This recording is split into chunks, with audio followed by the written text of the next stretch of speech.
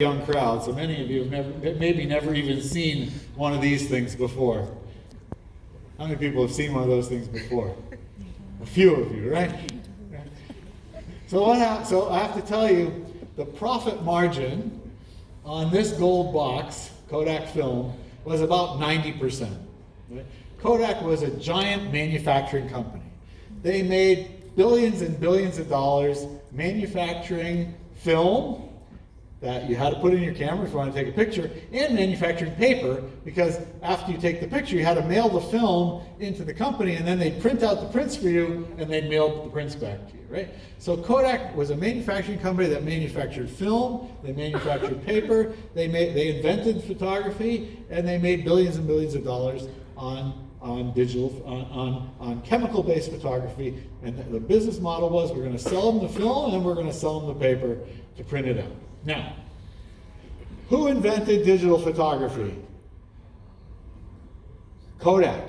Kodak invented digital photography. That is, Kodak had tons of money. They had a big R&D lab. They said to the R&D lab, we got lots of money. You guys do some experiments. Invent different technologies for photography. So this team went off. They invented digital photography. They came to their bosses. They said, look what we invented. Digital photography. It's great. You don't need film and you don't need paper. What do you think the business leaders said? How are we going to make any money? If they don't need film and they don't need paper, what are we going to sell? Right? So the business leaders of Kodak said, we don't want that technology. We won't make any money. Put that back in the laboratory and don't tell anybody about it. This is the honest to God truth. And 2 times the decision went all the way to the board of directors of Kodak, should we bring to market digital photography, and 2 times the board of directors said no.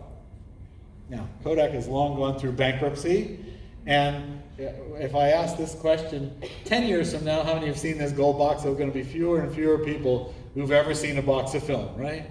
Because you all take hundreds, if not thousands of pictures, but none of you use Kodak film anymore, right? Right? So, if the business model for digital photography is not going to be selling film and selling paper, how are you going to make money on digital photography? What's the business model, right? So what happened is they came up with a new technology, digital photography, but new technologies often need new business models. What's the business model for digital photography? If it's not selling film and it's not selling paper, what are you going to sell?